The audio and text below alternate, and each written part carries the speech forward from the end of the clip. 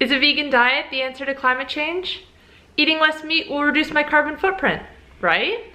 Unfortunately, it isn't that simple.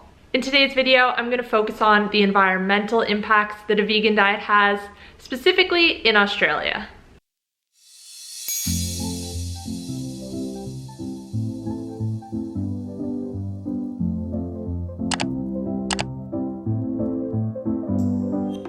Hey guys, welcome back to my channel. If you're new here, my name's Kate. I'm a health coach and I post videos on a high-fat, low-carb way of eating. If you like this video, please remember to give it a thumbs up and make sure to subscribe. So I'm making this video today not to say that I have all the answers and not to say that I know what the ultimate solution is, but more so to just get you thinking and to show you that this topic isn't black and white. I'm not trying to tell anyone how they should or shouldn't eat. Everyone is free to do whatever they want, but I'm just trying to give you a little bit of a different perspective. So in case you've been living under a rock, I will tell you what veganism is. Basically, someone who follows a vegan diet doesn't eat any animals or animal products.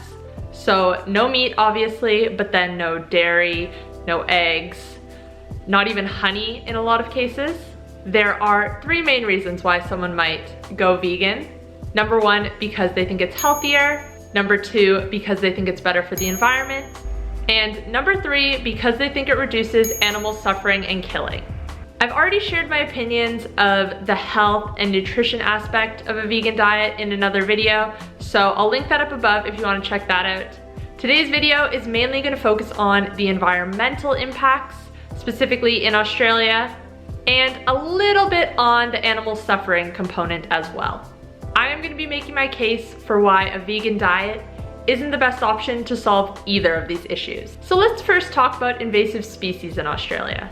There is a long list of animals that are hurting the environment here in several ways. So we'll go through some of these animals quickly and talk about why they're having a negative impact.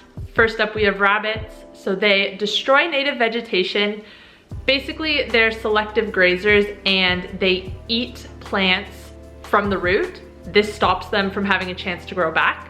They also destroy crops, they erode soil, and they compete with native animals for food and habitat. And then we have deer. I think there's something like 5 different species of deer that are now in Australia. They destroy native vegetation by trampling and by overgrazing. They also spread weeds and they erode soil. So one thing I want to say quickly is that a lot of these animals that are destroying the soil have hooves, and no native Australian animal has hooves. Feral goats are also an issue. They cause a lot of the same problems that deer do. Then we have water buffalo. These are mainly in northern Australia. Again, they cause soil erosion, and they also wallow in water, so kind of roll around, stir up the mud. And this makes it unsuitable for the animals and plants that were living there originally. Foxes hunt native animals and they spread disease. Feral camels. Yes, believe it or not, Australia has a feral camel problem. There are over 1 million. And along with all the environmental impacts they are having, they also cause $5 million worth of property damage every year. They destroy fences, air conditioners. They break a lot of stuff. And then we have probably the worst of them all, feral cats. And I'm gonna come back to this one in a second. All of the animals I just mentioned need to be hunted or else they're just gonna breed out of control. There are currently 2.3 million feral goats in Australia, and if they aren't hunted, their population doubles in a year and a half. So these animals are destroying the land, they're overgrazing, they're hunting native Australian species, and they're breeding like crazy. And if you aren't convinced that something like a rabbit can have that big of an impact, just take a look at what they have done to Phillip Island. These first photos are from the 1980s, when there was a huge rabbit population on the island. And the second set of photos is from 2008, after these rabbits had been eradicated. As I said before, rabbits also compete with native Australian species for food and shelter. Since European settlement, 30 Australian species have gone extinct, and 1,700 species of plants and animals are in danger right now. So the point I'm trying to make here is that these animals need to be hunted. It isn't as simple as don't kill any animals and everyone's gonna live happily ever after. Hunting and eating these animals is the best option for the environment, as far as I can tell. So I wanted to talk about feral cats a little bit on their own. There are estimated to be over 6 million feral cats in Australia, and these cats cover over 99.8% of the country. Basically, they're everywhere.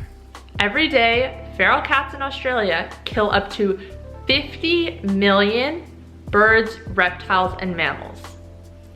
Every single day.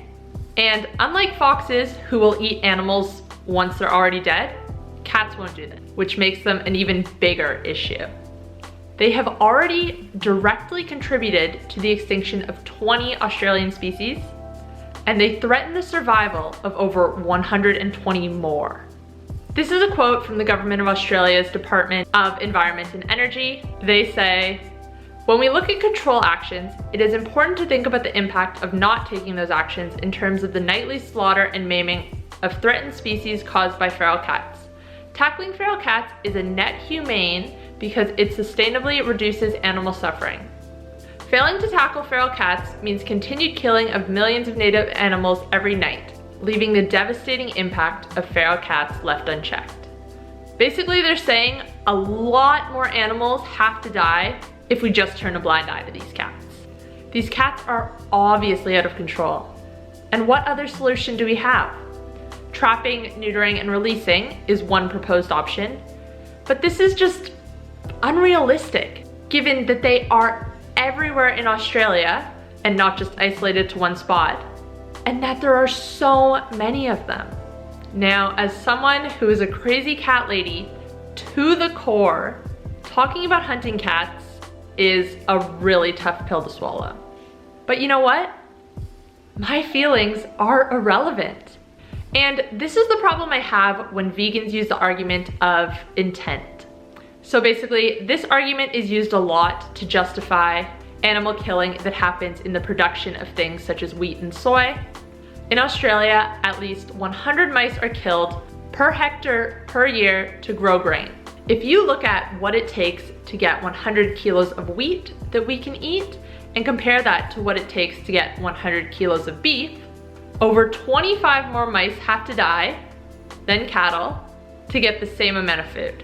And that's just looking at mice. We're not even talking about reptiles, small mammals, and insects. So to use the term mentioned earlier from the Department of Environment and Energy, it is a net humane to eat beef over grains. And a quick side note before you try to argue that most grains are going to feed cattle, that's not true. In Australia, 2/3 of cattle are 100% grass-fed, and the remaining ones are mainly fed grass and just finished on grains. Most of these grains are grown for human consumption. Anyways, getting a little bit sidetracked. When I bring this point up to someone who's vegan, their response is always, "But it wasn't intentional." That argument is basically an admission that you don't really care about the animals. Animals are still dying, and at higher rates. But it's okay, because you didn't mean to do it. This argument tells me you are valuing your conscience, you are valuing your feelings over animal suffering. And I'm sorry, if you think no animals are dying just because they're not on your plate, that's extremely naive. The bottom line is animals need to be killed in order for Australia to maintain its natural wildlife and remain the beautiful country that it is. It makes sense to make the most of the situation and use these hunted animals to their full potential. We can eat this meat and benefit from the high nutritional value that it provides. If you choose to abstain from some or all meat, that is entirely your choice. But do not assume that this means that you are helping the environment or saving more animals. You might be, but you might not be. Thanks guys for watching. Let me know your thoughts in the comments down below, and I'll see you next time. Bye guys.